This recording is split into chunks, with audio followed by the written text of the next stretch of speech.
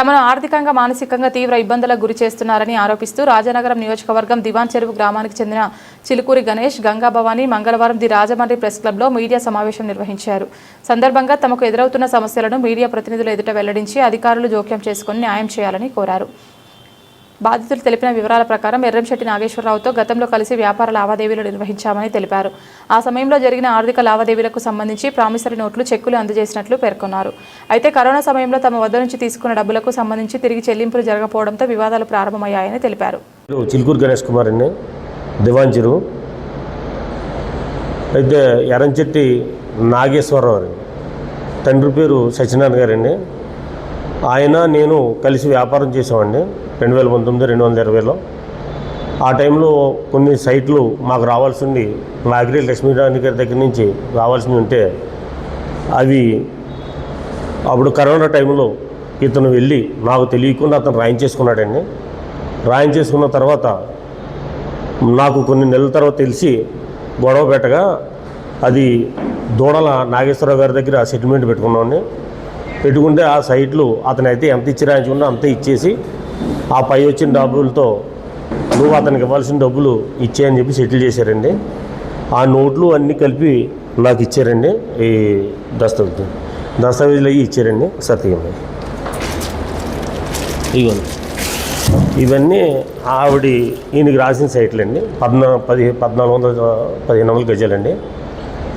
అవి తీసుకున్న తర్వాత 3 నెలలు అయిన తర్వాత నేను వేరే వాళ్ళకి అమ్మి రాయమని అడగ వేరే వాళ్ళకి రాయమని అడగ అతను నిరాకరించి అడి తిరిగాడండి.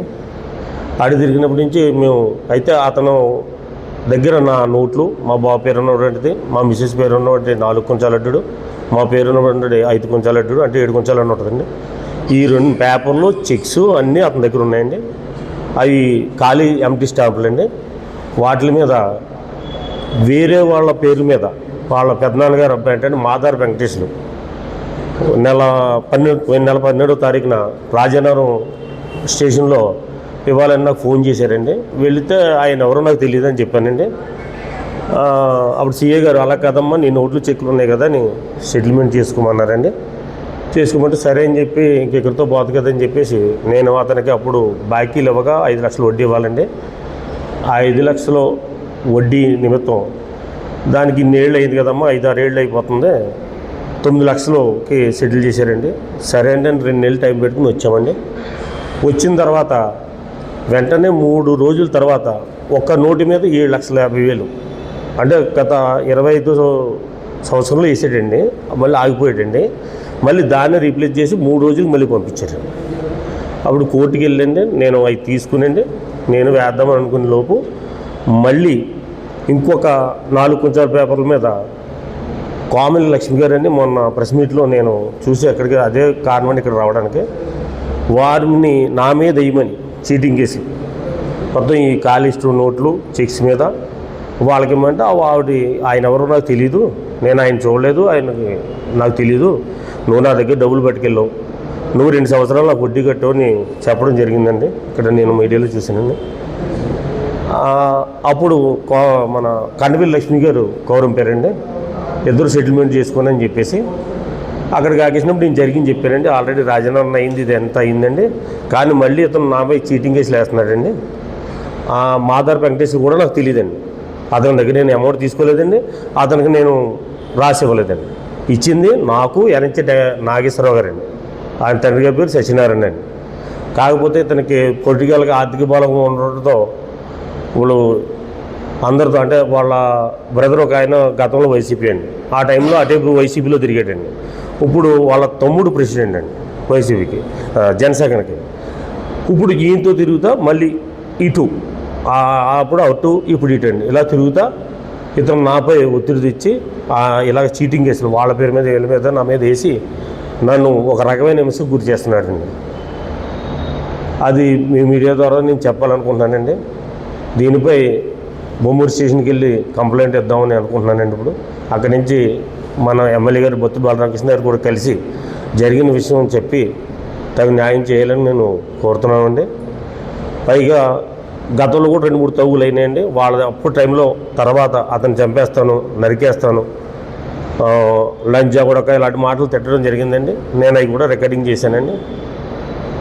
ఇలాగ ఒక 4 సంవత్సరాలు హింస కింద పెడుతున్నాడండి. నాకు ఇవ్వాల్సిన సైట్లు ఇవ్వలేదండి, అట్లా ఇంటి పేపర్లు అండి, ఇంకా నోట్లు అయిందండి. ఈ రకంగా నన్ను ఇబ్బంది పెడుతున్నాడు. దీనిపై అలాగే దివాంచర్లో నన్ను బ్యాట్ చేస్తున్నాడు. నేను ఎవరికి ఇవ్వాల్సి వచ్చినా నేను ఇచ్చేస్తానండి, ఎవరికి ఇవ్వకుండా ఉన్నాను. అది ఈ సైట్లు రాయించుకోవడం వల్ల నేను అక్కడ ఇబ్బంది పడ్డానండి. కొంత పొలం అమ్మానండి, కొన్ని సైట్లు ఇచ్చానండి, ఇంకా ఒక 4-3 ఉన్నారు, వాళ్ళకు కూడా ఇచ్చేద్దామన్న ఉద్దేశంతోనే ఉన్నానండి. కానీ మొత్తం ఇతనే దుబ్బేసి ఇతనే ఈ మొత్తం అంతా రాయించేసుకోవాలని దుర్బుద్ధితోనూ, రెండోది ఈ సైట్లు అడిగానని ఒక రకమైన కాంక్షతో నన్ను అది అందరి మీద, వాళ్ళ పేరు మీద వీళ్ళ పేరు మీద నాపై కేసులు వేయడానికి ఒక నోటి మీద 7,50,000 వేసాడండి. అలాంటి అతనికి నేను 50,000కి ఒక నోటు చొప్పున ఇచ్చానండి. ఒక దానికి 10 నోట్లు ఇచ్చానండి, చెక్కులు ఇచ్చానండి. ఇవన్నీ ఎంటీ ఉండడం వల్ల అతను నాపై కక్ష సాధింపు చర్య చేస్తున్నారండి. దానికి మీడియా ద్వారా నేను అందరికీ తెలియపరచాలని నేను ఈరోజు ఇక్కడ రావడం జరిగిందండి. ఉన్నటువంటి ఎవరైతే ఉన్నారో నేను ఇవ్వాల్సిన వాళ్ళు నేను పర్టికులర్ నా బుక్లో కూడా ఉంటాయి కదండి, నేను ఇవ్వాల్సిన బాకీలు ఉంటాయి, అలాగే నేను ఉంటాయండి. ఆ బుక్ కూడా నా దగ్గర ఉందండి. ఇవన్నీ అంటే మీడియా ద్వారా అయితే దీనికి అంటే రేపొద్దున అతను మాటలు నమ్మి ఇంకోళ్ళు ఎవరో ముందుకు వచ్చి మళ్ళీ ఇంకోళ్ళు నా మీద అంటే ఖాళీ ఎంటీ నోట్లు ఉన్నాయి కదా సార్, 2018లో బాకీ సార్, ఇది 18, 19 అండి. ఇప్పుడు ఇవాళ 2026 అండి. ఇన్ని సంవత్సరాల నుంచి 2022లో మాకు ఇద్దరికి గొడవ అయిందండి. అప్పటి నుంచి నన్ను కక్షగా బెదిరిస్తూ ఉన్నాడండి. ఒక రకంగా ఎరంచెట్టి నాగేశ్వరరావు గారండి, వాళ్ళ బ్రదర్స్ కూడా కొంచెం తెలిసిన విషయం. ఇప్పుడు వెళ్ళి పెడతామండి, ఇక్కడి నుంచి వెళ్ళి బొమ్మ స్టేషన్లో కేసు పెడదామని అంటే ఇక్కడ చెప్పిన తర్వాత అక్కడ వెళ్ళి అక్కడి నుంచి బదులు బలరామకృష్ణ గారి దగ్గర కూడా వెళ్తామండి ఇవాళ సాయంత్రంలో. అదండి థ్రెడ్ ఉందండి కదండి ఇక్కడికి వచ్చింది. ఎందుకంటే అతనికి పొలిటికల్గా సపోర్ట్ ఉంది సార్, ఫైనాన్షియల్గా సపోర్ట్ ఉంది. ప్రజెంట్ నేను కొద్దిగా ఈగలో ఉన్నాను, కొద్దిగా ఇంకేవ్వాల్సింది నేను ఉన్నాయి. ఈ ప్రెజర్లో ఉంటే ఇతను మళ్ళీ నన్ను ఒక నరకం కింద రాత్రుల్లో నిద్ర లేకుండా చేస్తున్నాడండి, కావాలని చేస్తున్నాడండి. అలాగే మా భార్య కూడా విపరీతమైన పొద్దుడేళ్ళంటే వచ్చేదాకా టెన్షన్ పడిపోతుంది. అదే దాని